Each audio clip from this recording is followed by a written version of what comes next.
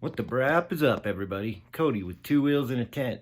And today I'm sharing a video with you with my buddy Chappy, who has a YouTube channel, Ride On 2. You should check it out. I'll leave a link below. But he's been asking me to do a collaboration video with him. And I finally gave in and did it. I was excited to do it. And it ended up being really fun, but I was pretty nervous, so it almost didn't happen. Anyway, I'm going to jump into it. Let me know what you think. Go check his channel out. Here we go. So hey, I'm Chappy and I'm from Ride On 2 and I'm here with... I'm Cody with Two Wheels and a Tent.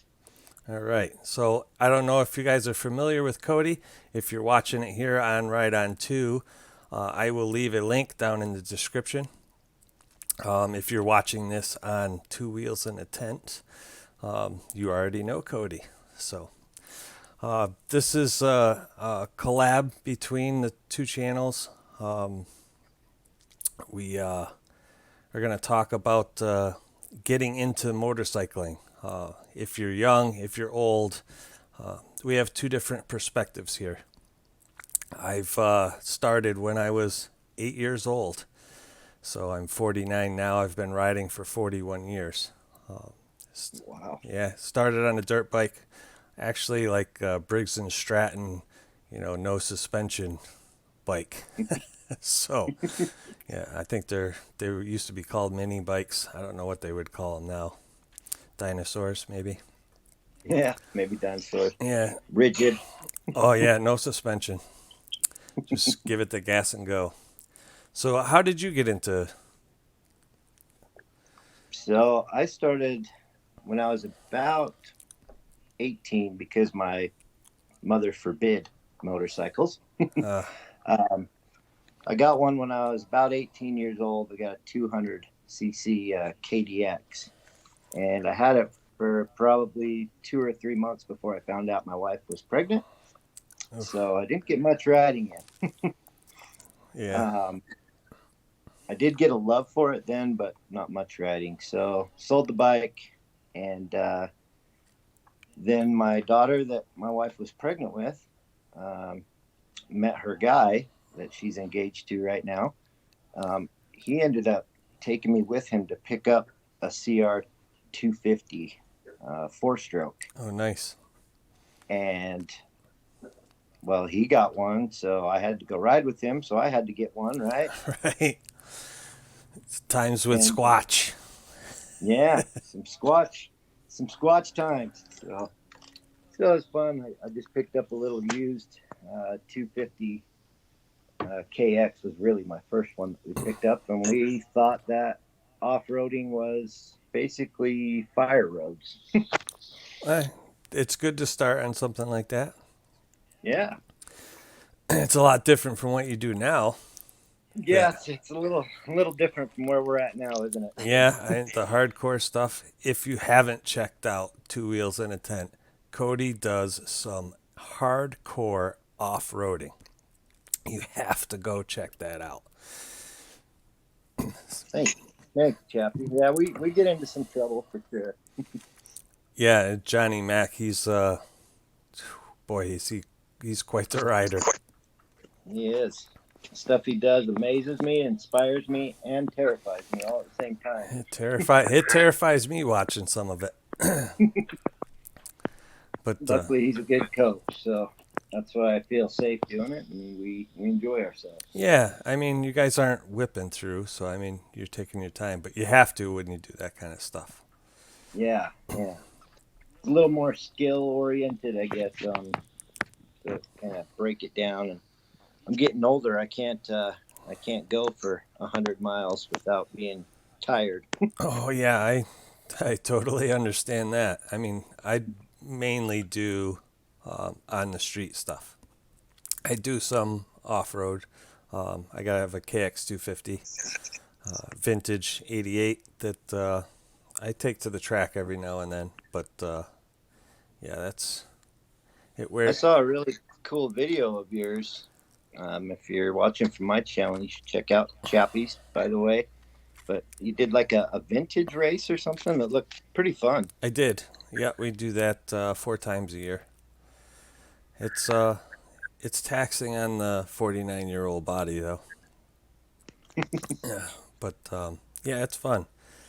Um, so so you basically you bought a bike and you didn't ride it too much, and then you got back into it when your daughter was grown up. Yeah, so I pretty much started at 42 years old, really riding. Wow. So yeah, that's a pretty good example that you can start older or later in life and still, I mean, the stuff you do with Johnny Mac is stuff that, if anybody's familiar with Graham Jarvis, the whiz on the Husky, I mean, I've seen him back out of a van and then, you know, take off in a wheelie and never put the thing down through the whole, 8-minute video. It's just amazing. And he'll stop with the wheelie in the air. He's like, he's He's a the, master. he's a wizard Yep. on two wheels.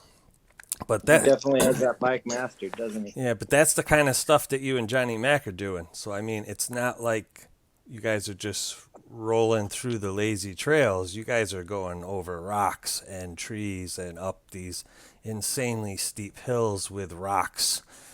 And it's just, it's amazing that you've been riding for such a short time and the stuff that you're doing. So, Oh, thank you. I mean, it should be an inspiration for anybody that's in their later years, 30s or 40s, that it's never too late. I mean, you don't just have to Nope. get a street bike. You can do the dirt stuff. Start slow. You Yeah, know, start slow. that's one thing. Starting out as a kid, I didn't do. That's I want to say starting out maybe as you did, you had more appreciation for the hurt factor than, Yeah, I had a little bit of that and the fear factor yeah, for sure. as an 8-year-old, somebody would say, "Hey, go up that hill." Sure. Hey, Sure. take that jump. Sure. No fear, because you fall off and you get up and you're fine the next day. Not so much when you're older, but When you're older, it hurts a little more. But there is still the factor, we still do that. Johnny says, let's go up this hill. Of course, I'm going to say, sure. right. But yeah, it's different looking at it from that perspective. As a kid, you tend to do more stupid things, whereas an Yeah. adult, I mean, even though you guys are doing hardcore enduro, you're not going, you're not doing it stupidly. You guys you're taking your time, you're picking your lines. As a Yep. 16-year-old, if I was there with Johnny Mac, I'd be like sending it, you Yeah, know. like squash. And I'm sure he's picking himself up a lot more than you guys are. Yeah, he does. So the falls hurt But more. we still have fun, Yeah. no matter what age. So we Yeah. can find a way to have fun. And Yes. And that's probably the most important point right there. Motorcycling is about having fun. Um, you ride your own ride. I mean, you and Johnny, when you go, sometimes he gets on ahead because he's been doing it longer, but he doesn't force you to keep up with him. He'll stop and he'll wait. You guys ride your own rides. And I know Tim is a big proponent of that. And yeah, it's so true. You try to keep up with somebody that's above your level or out of your comfort level, and that's when you end up getting hurt. So, yep. but yeah, that's a good point, Cody. Motorcycling is about fun, and you have fun doing it your way. Um, Yeah. yes, that's awesome. So, if you had some advice for somebody that's starting either young or old, what would be the first thing that would come to mind? First thing that would come to mind, I guess, would be do a little bit of learning, whether it's from YouTube or if you got a buddy, that's even better. You know, somebody maybe to show you the ropes, and ride with a partner at first, at least. You probably always should. I don't always follow that, but yeah, just find somebody to kind of show you the ropes, whether it be YouTube or whatever, and take it at your own pace. Just have fun. That's good advice, especially off-road. Yeah. Always ride with a partner. Story, my brother went out for a ride on his own, and he doesn't even remember crashing. He just remembers getting up off the ground, and there was blood in the, between his legs section. So, Oh, yeah, it didn't do any damage to the vital organs, but I mean, it was one of those things where there's some pretty big arteries right there in your inner thighs. So he rode home, and my mother, like yours, was so against motorcycles because my uncle was a daredevil.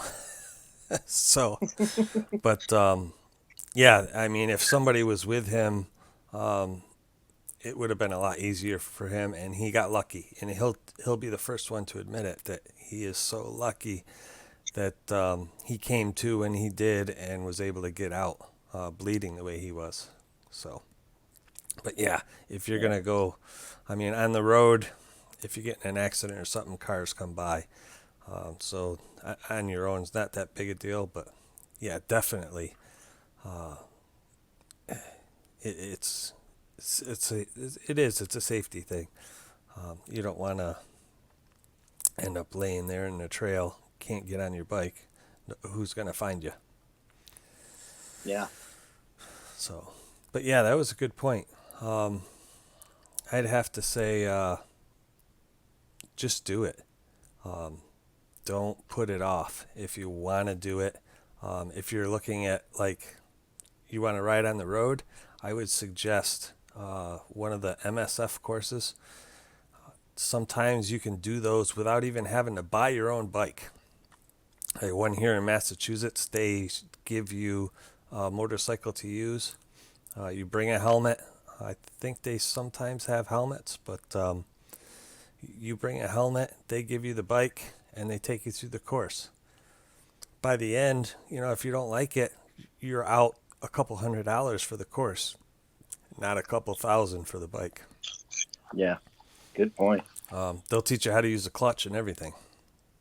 So, yeah. That's a great point. And maybe I just overlooked that one too. But yeah, fundamentals at first. Definitely just once you, even to do the stuff like Johnny Mac's so good, but that's because he works on the fundamentals, the clutch work, the braking, the weighting.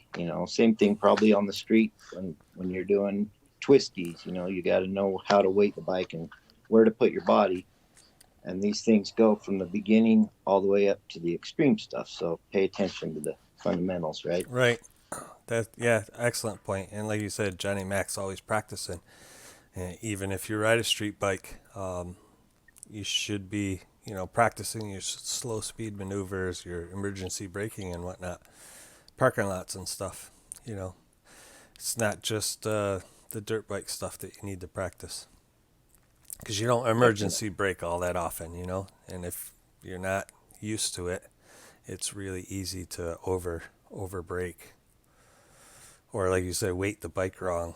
When you're coming to a quick stop, you lean back. But yeah, not forward. Yeah. And it's really cool talking with you, Chappy, because I have the 701 now, and that's on road and off road. Right. Obviously, I don't take that up the rocks that we were talking about earlier because it's a bigger bike. But I find myself on the road a lot more. And I've had I had a Honda Shadow 2 years ago for about 6 months, and then sold that. But yeah, so it's a little different on the street and off road, but a lot of the principles are the same, right? Yeah. Yeah, that definitely. It's a different riding style too.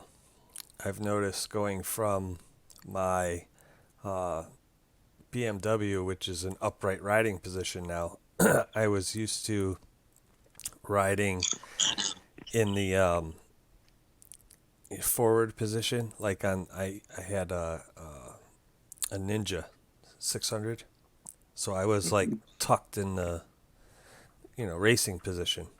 So Mm-hmm. going from that to the dirt bike, it was totally different. So there wasn't that much of a singularity, Yeah. familiarity. But now I noticed this year my riding position on the BMW and the KX are almost identical, the leg position and stuff. So I find when I get to the dirt track, I have a hard time separating the two. To get into a corner, I find myself wanting to lean into the corner instead of weighting my outside peg. So it takes a couple of laps for that to sink in. It It's definitely does. Yeah, because you lean into a corner on a dirt bike, you're going down. Yeah, that's gonna be a get off, right? Yeah, a low side as they call it. Yep. But yeah, there's a lot of similarities, but there's a lot of differences in the riding styles. And like you said, you're riding your 701 on the street. It's got to be a lot different, especially because you have fairly knobby tires too, right? Yeah, that has been something I've been debating. Because like I'm off road first in my heart. Like I just I love the off road, Right. but I'm finding now that I like to go to different off road places. I don't want to load up a truck and all this. I like to just get on the bike. So the 701's great, but like I'm in a new spot where I'm learning. I need to learn new stuff to be safe. Right. Yeah. So you would probably want to get something like an 80/20 tire or something. Yeah, I want to try that because the knobbies on the street, man, they're loud. Um, Corners. Tim kind of freaked me out a little bit. He's like, I used to have knobbies, and when I was doing corners, the back wheel would like chatter. Oof. So I have not had that. Knock on wood, happen to me, but I always think about it now every time I'm on it. So I've been on 50/50 tires for the adventures, and they work really good off road, but on road they're still different. I would love to see how it would be with street type tires or 80/20, like you're saying. Right. Or maybe even, I don't know where I know they do 60/40. I wonder if they do like a 70/30 or something. Yeah. Because like the tires Tim has, I think those are like 80/20s. They seem to be. He's got what does he ride is it the Kenda? I think he did those. He got some different ones right before we did Arizona, and I think they were 50/50. He was Oh, wow. talking about how much he loved them just off road, like because it is different how your tire hooked up, right? Right. So I still can't believe the things that he does on that bike. I know it was awesome. I I was like, thinking I'd have to give him some pointers, and usually I'd give him a pointer, and he'd just look at me like, "I got this, bro." Yeah.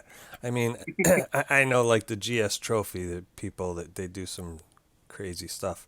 It's a girl that's, I want to say she's like 5'2", and she rides the 1250, and she can't touch the ground, so she's got to come off on one side or the other and just kind of like leave her leg draped Leave over the the other bike. leg. Yeah. I just saw that video like the other night. Like, Jocelyn you Snow? know, Jocelyn? Jocelyn Snow. Yeah, she's Yeah, really amazing. cool. She handles that bike, man. She don't let it intimidate her at all. No, I'm intimidated by something like that, but yeah, it's amazing some of that stuff.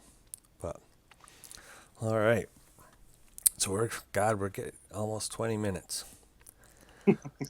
We get talking. It happens. Yeah, it's awesome. So hey, anything you want to say in closing about starting to ride or? If you're thinking about starting to ride, I would just say just do it. Like if it's a thought in your head that keeps coming back to you, it's probably just meant to be, and you'll find out. I mean, do it on the cheap at first. I wouldn't say go out and buy brand new 1200 unless you got tons and tons of money you want to waste. But try it out because if it keeps returning to your head, then good chance it's something calling to you. You're going to love it, but just do it safe. So I guess that would be my advice. Yeah, and I couldn't say any better. So, with that, I'll say, you know, I, I, I agree 100%. If you're thinking about it and it keeps coming back into your memory, like Cody said, just do it. I also would advise a used bike to begin with, because you're gonna drop it. You're gonna, especially if you're going off road, you're gonna ding it, bang it, and you can get that newer bike once you're a little more experienced. But Good point. all right, so I hope everybody's enjoyed this. We'd love to do this again, and I thank Cody for collaborating. This has been awesome. I love talking to Cody. We have similar interests, but we have different points of view, and we're able to talk about it even though we have a different point of view. We can talk about it and respect the other's opinion. So that's always a rare thing nowadays. But yeah. Well, I appreciate you having me on, Chappy. Really cool idea, and I'm glad you thought of me and had me on. yeah, and hopefully there'll be more to come. There's tons of topics about motorcycles and stuff. If anybody has any questions that they want us to cover in future videos, leave them down in the comments. Comments are good, and Comments are great. yeah, and we'll get to those. Thanks for watching, and see you guys next time.